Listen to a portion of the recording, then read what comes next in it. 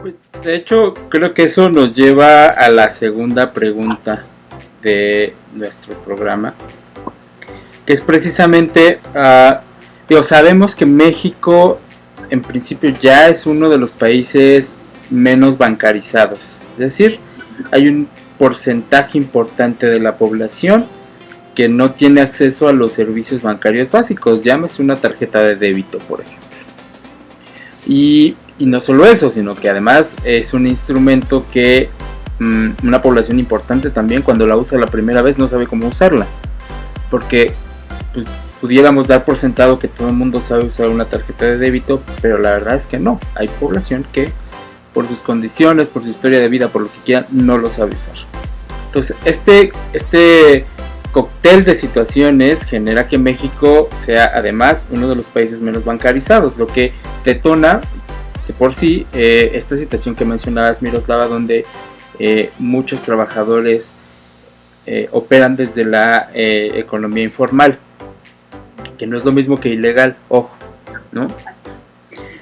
En este sentido, también nos preguntamos y abrimos micrófonos, y la pregunta la abrimos también para preguntar por qué las personas, los mexicanos, confían más en procesos informales como pudiera ser una tanda que es un instrumento de ahorro, hay que decirlo, que muchísimos mexicanos utilizan. Todos conocemos a alguien que hace tandas.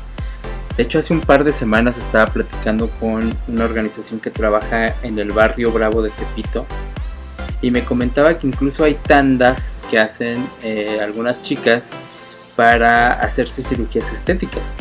Pues así como hay tandas para irse de viaje, no sé, ahorrar, etcétera, hay tandas para hacerse cirugía estética, que al final del día sí es un instrumento de ahorro. La pregunta sería, ¿por qué los mexicanos en general, con este índice bajo de bancarización, confiamos más en estos esquemas informales que en los esquemas de ahorro formales a los que pudiéramos tener acceso, y que además en principio también garantizan que tu dinero no se va a devaluar? A lo mejor no vas a tener un interés, pero quizá pues que no se devalúe, ¿no? Juan, yo creo ahí que ya se estaba medio mencionando un poco esta parte, ¿no? En el sentido de la desconfianza y de la falta de claridad de información. Pienso que de pronto no sabemos cómo funciona bien una tarjeta de débito, una tarjeta de crédito, una cuenta bancaria. Escuchamos que te cobran el seguro, que de pronto ya tienes ahí un cobro que tú no reconoces, que lo quisiste digamos reclamar y que no se pudo. Toda esta parte no tenemos claridad de cómo funciona, y entonces nos da miedo, ¿no? Sin duda, si no lo hemos hecho, decimos, no, pues yo prefiero tener el dinero aquí, guardadito en físico, que no se me pierda, ¿no? Y además lo tengo inmediato, ¿no? Que también es, bueno, no inmediato literal, ¿no? Porque hay otras cuentas, por supuesto, que simplemente vas a un cajero y lo retiras, ¿no?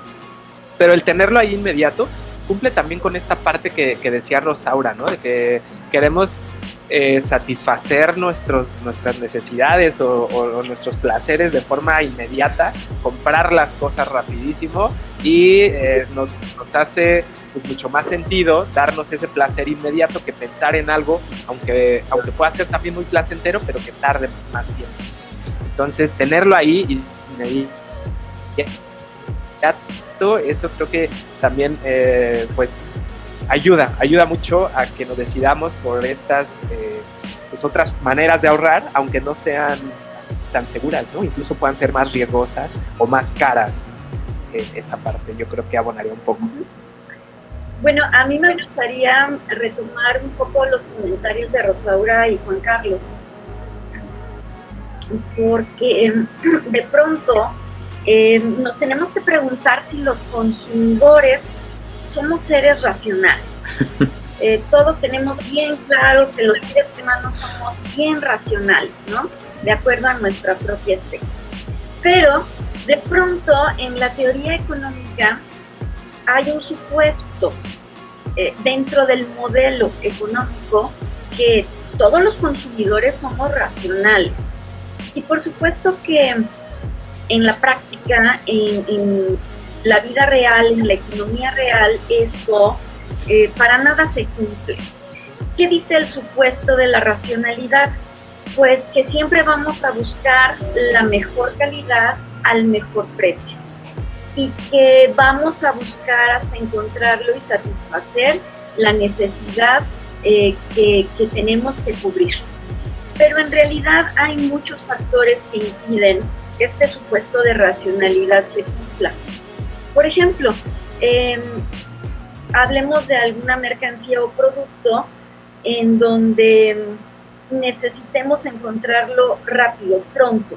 Lo que ustedes mencionaban, esta sensación de inmediatez para satisfacer una necesidad ya sea real o una necesidad creada por la publicidad, el sistema, etc. Entonces, hay varias cosas que se combinan. Los consumidores no somos racionales en la práctica, los consumidores somos seres emocionales que estamos buscando una satisfacción inmediata. ¿Y por qué? Porque el propio sistema se ha encargado de decirnos que entre más pronto es mejor. Y es curioso, pero las mismas redes sociales, la dinámica que hay en la actualidad con la tecnología, hace en gran medida que busquemos satisfacer inmediatamente, comprar inmediatamente. Y regresando al tema de las fiestas, sobre todo las fiestas familiares, personales, y algunas veces las fiestas marcadas en el calendario religioso, como la Navidad, nos presionan, o sea, lo digo en serio, la sociedad, la publicidad, las empresas nos presionan a los consumidores para comprar algo. ¿Cómo vas a llegar a la cena de Navidad sin haber llevado regalos a la familia? O sea, entonces, ¿para qué trabajas? Si no es para compartir un momento lindo, bonito, con la familia, con los amigos. O te está yendo mal, Miros, ¿no? O sea, no trajiste nada porque entonces no te fue bien, ¿no? Te ves mal. Te ves muy mal, o sea, ¿cómo vas a llegar a la cena de Navidad? Te dije que no estudiaras comunicación, ¿no? O a la de fin de año para llegar con los bracitos cruzados. O sea, hay un principio también en nuestra cultura, y es que si vas de visita a una casa, tienes que llevar algo. O sea, no vas a llegar nada más con tus bracitos cruzados de ya llegué. Ah, no, sí, pues pásale. Pero, ¿qué trajiste? El vino, el postre, los pasteles, la ensalada. La maceta. ¿No? Entonces, fíjense ustedes cómo se combinan diferentes situaciones. La cultura, las emociones, la presión social, las fiestas que implican reunión con los amigos y la familia, y eso significa compartir, y compartir significa comer y además intercambiar regalos, ¿no? Y si no lo haces, salvo y quitando el tema de la pandemia, es porque, como bien decía Rosaura, pues, ¿tienes trabajo o no tienes trabajo? ¿Te ha ido bien? ¿Te ha ido mal? ¿Qué pasa? Y esto al final hace un cóctel donde la prioridad de los gastos se vuelve irracional. La prioridad de los gastos se vuelve inmediata. Ah, es que hay que comprar para la cena de fin de año y los regalos de los niños el 6 de enero. Y tenemos que invitar a los compadres y a los tíos para la rosca de Reyes. Y son gastos tremendos. A mí me gustaría compartir, por ejemplo, algunas cifras que tienen que ver con esto. 7 de cada 10 mexicanos esperan una jubilación peor que la de sus padres. El 70% de la población en este país se va a jubilar con peores condiciones que sus padres. Y estamos hablando de la generación de jóvenes que apenas está en su primer o segundo trabajo, que no están pensando, como ya lo vimos con la cifra de expansión, en ahorrar para el retiro, solo el 28%, y entonces ahí se fusionan otras condiciones culturales de la familia mexicana. Yo les he comentado, soy profesora universitaria, y muchos jóvenes me dicen no querer trabajar. Mejor se esperan hasta concluir la carrera. La situación que mi generación vivió era trabajar a mitad de la carrera para empezar a ganar dinero, para empezar a hacer tus compras, para que no te supervisaran tus padres, y en algún momento salir de la casa de tus padres para vivir con roomies, ¿no?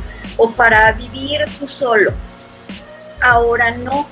Ahora los jóvenes de, por lo menos la generación a quienes yo les doy clases, veinteañeros, me manifiestan, no queremos trabajar, estamos muy bien en casa de nuestros papás, y pues si la condición es estudiar para continuar con la protección paterna, pues entonces puedo estudiar la maestría y hasta el doctorado y continuar en casa de mis papás.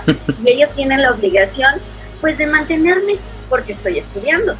Entonces hay un cambio en la lógica también de los estudiantes de ahora, de los jóvenes de ahora, distinta a generaciones pasadas.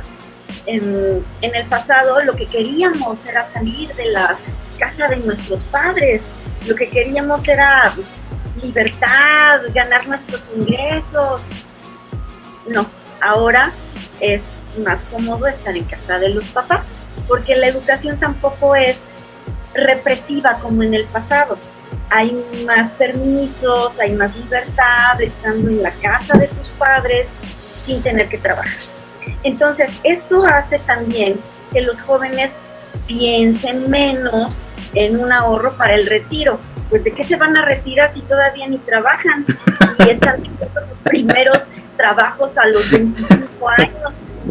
Cuando antes trabajábamos antes de los 18, ya estabas ganándote una lanita por ahí. No, ahora tienen 25 y están pensando en buscar trabajo. Entonces, pensando. Bueno, ¿perdón? Pensando. Pensando, sí, pensando. No quiero verme como súper adultista. Yo sé que también las condiciones son otras. Y además me quité la barba justo para conectar con la chaviza. Pero me parece importante lo que comentas, porque justo Rosaura tenía unos datos por ahí sobre la percepción de quién va a aportar para tu retiro, y en ese sentido básicamente los datos no han cambiado. Así es, o sea, increíble que todavía el 85% de los jóvenes, la gama es amplia, ¿verdad? Pero entre 18 y 40 años, Pues. ay, raspando. Todavía. Bueno, está bien.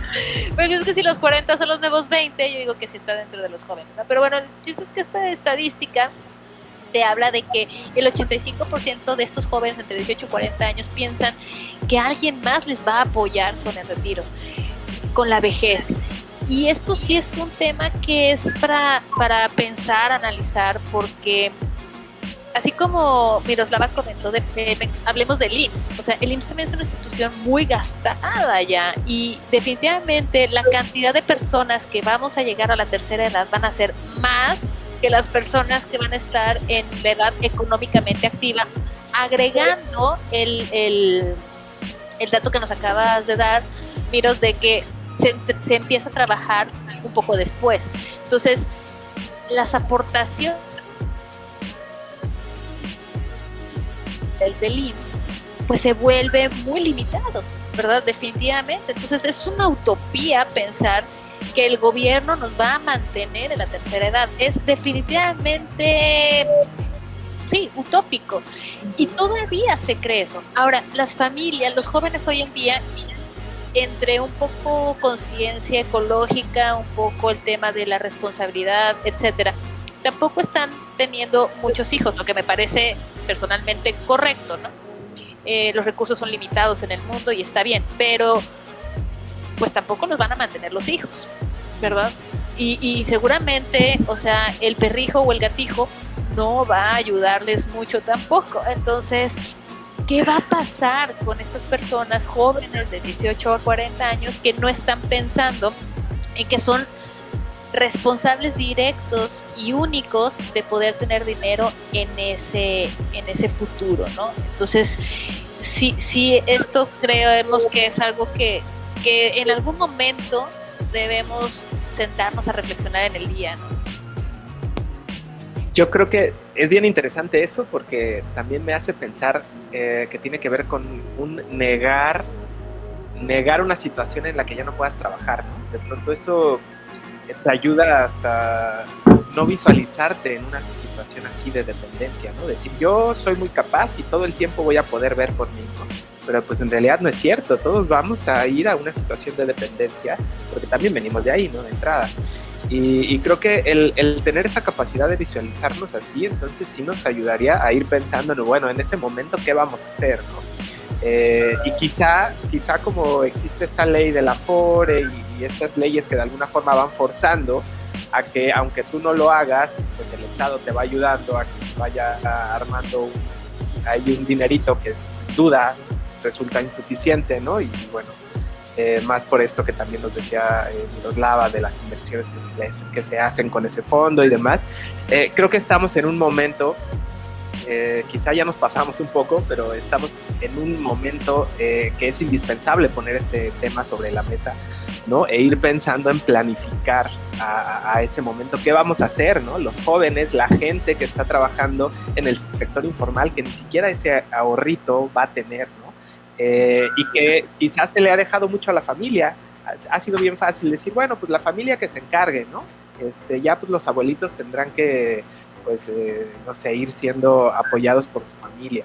Y quizá culturalmente eso ha pasado, pero en realidad pues no, eso no es sustentable en ningún sentido, ¿no? Entonces tenemos que ir pensando qué va a pasar con esto, ¿no? Porque hay ofertas, hay instrumentos, hay maneras de ir teniendo ese ahorro, pero las desconocemos, porque no han sido un tema fundamental en nuestras vidas, pero creo que tiene que empezar a hacer. Entonces tenemos que empezar a echarnos esta barbacoa, ¿no? Y empezar a poner sobre la mesa todo esto.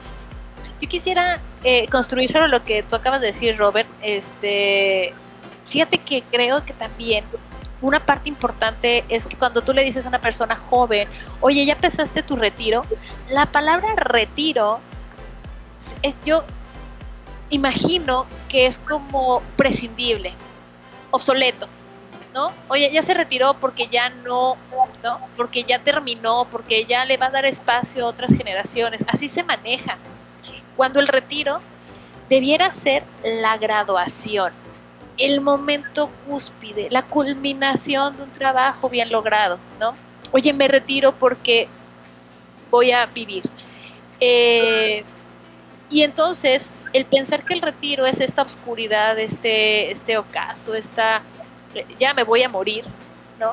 Y no, porque sí, las personas nos retiramos a los 65 y el promedio de vida y en aumento es 80, pues faltan 15 muy buenos años en donde no te vas a morir, ¿no? Entonces, cambiar un poco este concepto de que el retiro es prácticamente una sentencia de muerte o de inutilidad o de caducidad, ¿no? Podría ser como un factor adicional a no querer ni tocar el tema, ¿no? Cuando eres joven, no me hables de esas cosas ahorita, por favor, porque yo todavía estoy entera, ¿no? Sí, claro, además para los jóvenes es algo que sucederá dentro de mucho tiempo, y de pronto entra el factor de la planeación de vida, cosa que pocas personas hacen. Planear la vida en el corto, mediano y largo plazo es algo que la mayoría no hace. Y es curioso, hace un momento que ustedes comentaban la composición de las familias, ahora hay menos hijos, lo cual me parece muy bueno, porque entre menos miembros de la familia haya, pues tendrán una mejor calidad de vida, porque los recursos se van a dividir entre menos. Pero este tema también de que los hijos son los responsables de la vejez de sus padres es cuestionable, porque ¿de dónde se saca la idea de que como hijo tengas que sufragar los gastos de la vejez de tus padres? Pareciera ser que es un tema moral de correspondencia, parece ser que es un tema de, bueno, es que mis papás me cuidaron de chiquito, me dieron lo suficiente para crecer, me dieron estudios para poder prosperar. Ok, eso en una familia ideal. Pero ¿qué pasa con millones de familias que están desmembradas, millones de familias que están en una situación precaria, no solo por la cuestión económica, sino también por la cuestión de integración y de relaciones disfuncionales? Sabemos que todas las familias, todas, somos familias disfuncionales, pero hay unas más que otras, perdón, donde hay violencia, donde hay alcoholismo, donde hay maltrato sistemático, etcétera. No quiero abundar en eso, pero sí lo pongo como un ejemplo, porque pareciera ser que todas las familias en México son familias modelo, donde los papás fueron lindísimos con sus hijos, y entonces ahora los hijos tienen que ser lindísimos con sus padres. O sea, perdón, pero no es así.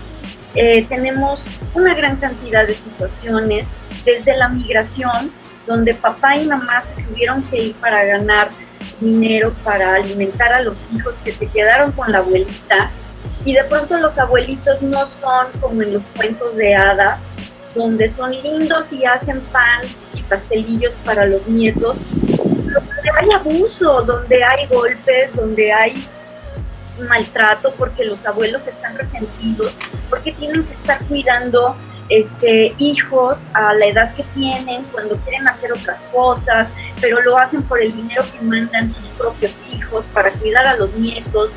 En fin, o sea, comento todo esto porque de pronto no vivimos en el país de las maravillas, y si hacemos un análisis económico, psicológico, cultural, pudiera ser que nos acerquemos más al país de las pesadillas que de las maravillas. Entonces, bueno, lo que quiero decir con algunos datos es que estando completamente de acuerdo con ustedes, hay que fomentar la cultura del ahorro, porque nadie te garantiza que los hijos te van a ayudar.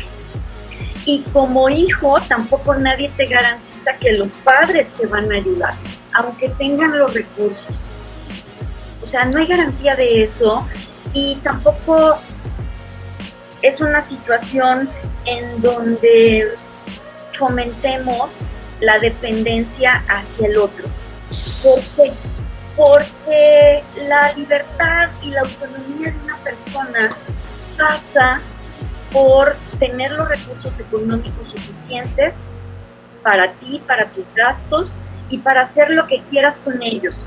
Ya si a ti te da la gana despilfarrar, ya si a ti te da la gana no ahorrar, es otra cosa, pero si eres un adulto responsable, debes tener libertad económica y debes ahorrar. Eso sí o sí. Y creo que la idea es que todos seamos adultos responsables. Es la idea. Una persona no tiene autonomía, sí, claro, es la idea. Una persona no tiene autonomía si depende económicamente de otro. Y aquí las relaciones de poder en la familia son muy intensas. Como yo te doy para comer, tú haces lo que yo quiero. Y entonces se pierde la libertad, se pierde el buen trato, se pierde el querer estar en una familia por voluntad propia, y se está simplemente por un tema de dependencia económica. Miroslava, yo ahorita desde hace rato quería yo hacerle así, como cuando te pica la salsa, dije, híjole, ya aventó la molcajeteada, Miroslava, la verdad, al taco. Sí. Está fuerte porque tienes toda la razón. O sea, aquí el punto es que es una codependencia, como dices tú. Al no tener tus propios ahorros, cedes tu libertad y tu independencia. Y hay un ejemplo que me impresiona de una persona que no le gustaban las calabazas, pero comía calabazas porque sus hijos le mandaban calabazas porque a ellos sí les gustaban, ¿no? Entonces, esta persona de mayor, pues tenía que comerse las calabazas porque, pues a caballo dado no se le ve colmillo, dice el refrán, ¿no? Entonces, cedes lo que quieres comer, cedes a donde quieres ir, cedes lo que puedes vestir, cedes hasta un espacio, ¿no? Ahí está la familia muy acumulada en unas habitaciones para que el abuelo o la abuela puedan estar en otra habitación. Y lo peor en esta historia se le llama chantaje. Y se empieza a jugar con este chantaje entre los hermanos. Oye, yo cuido a papá, yo cuido a mamá y tú no das, ¿sí? Oye, mi hijo que me maltrata, pero es el bueno que me tiene en la casa. Oye, me gritan mis nietos. Esto que acabas de decir, que vamos a decirlo con esta apertura que nos permite la barbacoa y estar como en un puesto de tacos, hasta en las mejores familias. No hablamos de nada más segmentos. En todas las familias hemos podido notar ciertas ¿no? destellos de esto que estamos comentando. Yo abonaría ahí, por ejemplo, lo paradójico que para algunos sería incluso argumentativamente el tema de la libertad versus lo que muchos dicen, ¿no? Como, híjole, no quiero irme a trabajar en X, Y, Z lugar porque va a mermar mi libertad. A lo mejor un poco lo que dicen tus alumnos, no me quiero ir de casa porque no voy a tener esa libertad de, no sé, estudiar una maestría. Sin embargo, bueno, la libertad también se vuelve un poco tambaleante y relativa cuando te das cuenta que efectivamente si no adquieres esa libertad económica, pues difícilmente vas a tomar rienda suelta de tu vida o de decisiones incluso más profundas, decisiones patrimoniales, decisiones de vida, de viajar, etcétera, si no cumples ese primer requisito básico que es tener libertad financiera para hacer lo que se te da la gana, incluso gastar o ahorrar, ¿no? Es como antes de construir el techo, pues tienes que construir los muros, y los muros son básicamente tener libertad financiera. Y yo creo que este taco que agarró mi se me bien, ¿no? Está bien crudo. Sí, hay una parte bien cruda, bien fuerte, que creo que es bien cierta, ¿no? Y tampoco la podemos dejar de lado. Yo con lo que me voy un poco a partir de esto que Miros puso en la mesa es, tampoco nos podemos ir echándole la culpa a la gente, ¿no? Y diciendo, no, pues es que está en ti, ¿no? Si tú no ahorras para eso... Tienes que vibrar alto. Vibra alto, ¿no? O sea, no, más bien creo que tiene que ser un esfuerzo conjunto, ¿no? Tomar en cuenta la situación real, ¿no? Tomar en cuenta también los esfuerzos de los gobiernos, del Estado, incluso las mismas instituciones financieras, hasta públicas o privadas, tienen que empezar también a involucrarse en esta parte, ¿no? Para facilitar pues que nos vaya bien a todos, porque en realidad si le va bien a una familia, nos termina yendo bien a toda la colonia, ¿no? Creo. Entonces, pues por ahí va el asunto. Creo que tenemos que empezar a difundir mucho más la educación en estos temas para que vayamos mejorando la calidad de vida de cada quien, ¿no? En todos los ámbitos que ustedes ya también fueron mencionando. Y yo creo que soy un ejemplo vivo de eso, porque yo antes no tenía ninguna información de nada, y déjenme decirles que tiene como 1 año y medio que me he estado poniendo al día un poco en temas financieros. Yo no había manejado ninguna tarjeta de crédito ni departamental porque justo tenía como esta idea en la mente de no, eso no, ¿para qué voy a estar echando mi dinero y que lo estén moviendo otras instituciones. No, Jineteando. mejor yo lo quiero aquí, yo me lo guardo, exactamente, jineteando. Y la verdad es que tiene poco que me he estado dando cuenta pues, de la utilidad y que también son herramientas que pueden ser beneficiosas para nosotros, ¿no? Entonces, creo que yo soy un ejemplo vivo de que la información y la educación tiene que pues, expandirse mucho más para que vayamos mejorando el uso y nuestras condiciones financieras. Totalmente de acuerdo con Roberto. Me parece que hay que ser realistas, no pesimistas, pero tampoco irnos por el extremo de un falso optimismo. Y se los comento porque una cifra de 2018 nos comentan que el 52.4% de mexicanos no tiene una cuenta de ahorro para el retiro o Afore. Las cifras de 2018, sin embargo, honestamente no creo que en 3 años se haya avanzado demasiado. Este dato es del Senado de la República, de un informe que se llama La educación financiera en México. Entonces me parece que la cifra sí está respaldada por una investigación confiable y 52.4% de mexicanos sin Afore en 2018. Luego tomemos en cuenta que a partir de 2019 México comienza una crisis económica profunda antes de la llegada de la pandemia. Se vuelve más crítica la situación en cuanto a pérdida de empleos con la llegada de la pandemia. Y pues bueno, por eso digo, no creo que en 3 años se haya avanzado mucho en cuanto a mexicanos con una nueva cuenta de Afore. Por otro lado, algo que Roberto dice que es interesante es la confianza y la certidumbre hacia las instituciones financieras. Y déjenme decirles un dato. Los 3 primeros países con mejor crecimiento económico y con un mejor retiro para sus ciudadanos tienen instituciones confiables y son Suiza, Islandia y Noruega. Se trata de crecimiento económico para que haya empleo, por supuesto. Se trata de mejorar salarios, pero también se trata de tener instituciones sólidas que no sean golpeadas o cuestionadas desde el propio gobierno, porque eso hace que la gente desconfíe todavía más. Y creo que tiene que ver con la pregunta que ustedes nos habían hecho respecto a las tandas.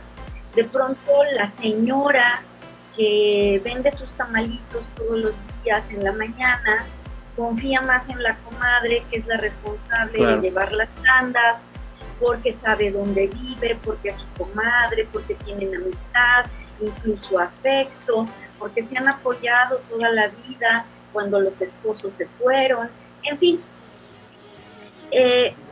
Confía más en la comadre que en el banco, que cobra tasas de interés muy altas, ¿no?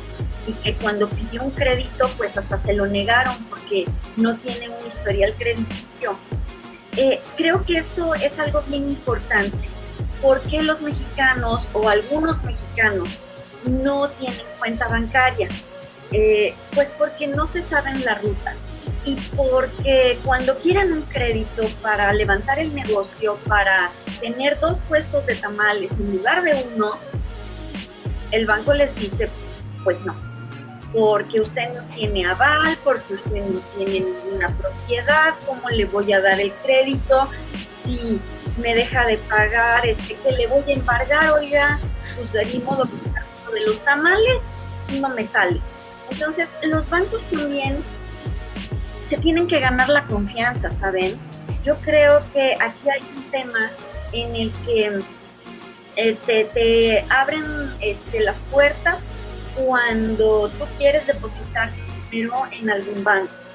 Pero cuando eres una persona trabajadora que quiere un crédito para invertir en el negocio, para hacer algo más allá de lo que has podido hacer, tener crédito en este país es difícil, porque para una persona que no tiene historial crediticio, que no tiene avales, que no tiene propiedades, lo más seguro es que te lo nieguen, porque pues el banco tampoco se va a arriesgar, a perder este crédito, y es entendible, pero me parece que debería haber diferentes productos financieros para los diferentes sectores de la población. Claro. Habrá jóvenes o incluso personas adultas que tengan un negocio, que lo hayan sostenido por varios años y que aunque no sean propietarios o tengan avales, sí tienen raíces en la comunidad. Y ese tipo de cosas tendría que investigarlas el banco antes de negar un crédito, porque es muy paradójico.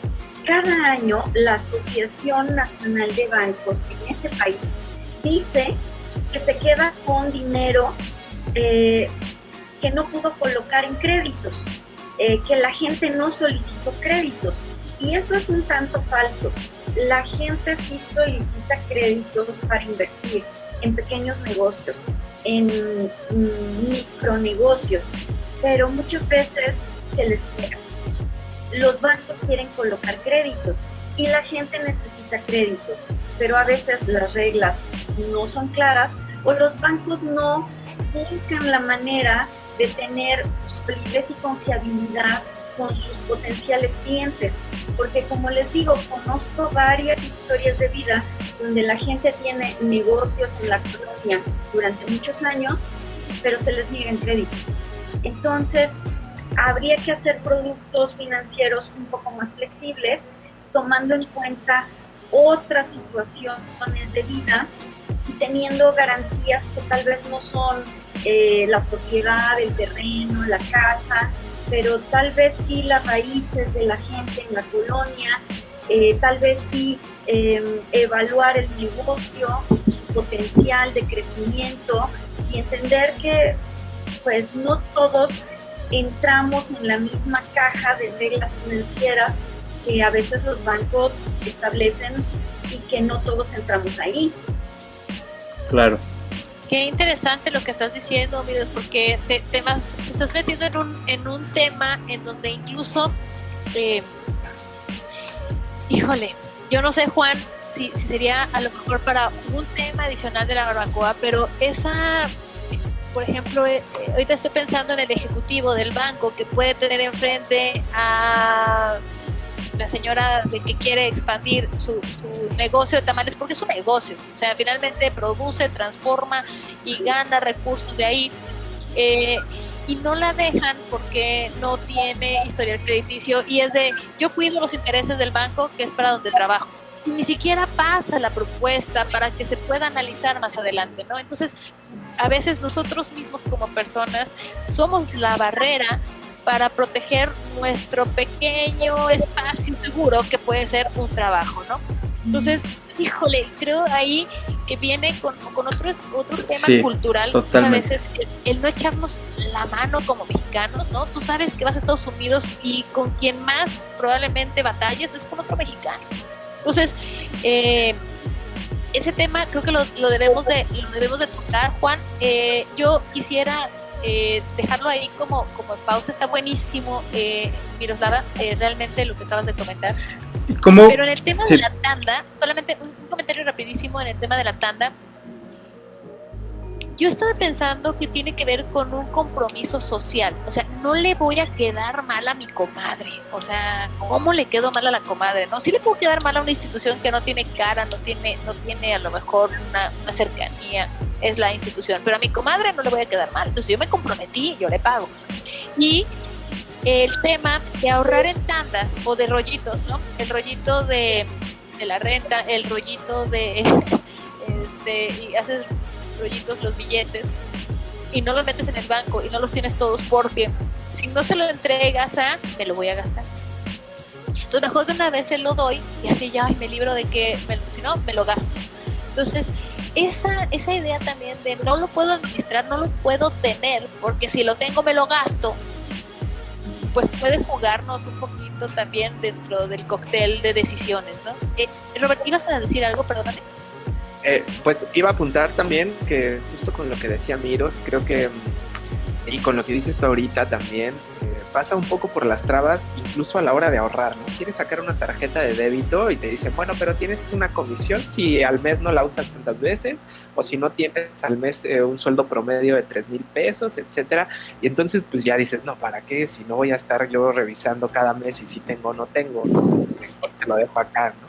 Y ese tipo de productos ya cada vez hay más, eso es cierto, cada vez hay más productos que no te piden ese tipo de comisiones, cada vez hay, incluso hay algunos que ya te van dando un cierto rendimiento muy mínimo, solamente por ahorrar, y eso es positivo, y creo que eso es algo muy, muy bueno, pero sí pasa como por esta tradición de, no, pues ¿para qué me meto en esos rollos, no? Mejor, como dices, pues con mi comadre, aquí en la familia, pues yo ya sé que si yo le echo la mano, ella me va a echar la mano después, ¿no? Entonces se va como tejiendo esta solidaridad a nivel muy informal, pero creo que nos vendría súper bien, ¿no? A la comadre, a nosotros, tener como esta información de en dónde y en cómo sí podemos ayudarnos. Y también creo que tiene que ver mucho con el factor humano, como bien decías, Rosaura, que cómo tendemos puentes más que construir muros, ¿no? Entre esta población tan importante, tan grande, que no tiene acceso, ya sea por falta de información, por falta de empatía de los propios, hay que decirlo, de los propios personas, seres humanos que están detrás de las reglas, detrás y adelante de las reglas bancarias, porque al final del día sí cruza por una decisión de una persona, ¿no? Cómo podemos construir puentes empáticos, cómo podemos traducir la información también para que sea mucho más entendible, para que al final podamos, como mexicanos, ¿no? Echarnos la mano en este sentido, porque también me parece que, por ejemplo, el tema de las personas que prestan dinero a réditos y que puede llegar a ser asfixiante para muchas personas que acceden a estos esquemas de créditos. Probablemente en un sistema bancario hubiera sido menos asfixiante, pero al final, por un tema de información, de empatía, de miedo incluso a acceder a estos instrumentos, pues no ocurre. Entonces creo que también, como bien dice Rosaura, es un tema que da para mucho. Lamentablemente, pues el puesto ya casi va a levantar. ¿Cómo? Pero si todavía decir, acabas de comentar algo, Juan Carlos, bien importante, el miedo. Sí. Por miedo también muchas personas no se acercan a las instituciones bancarias porque piensan que pueden perder, ¿sabes? Pueden perder recursos al obtener un crédito con el banco y posteriormente no ser capaces de pagarlo.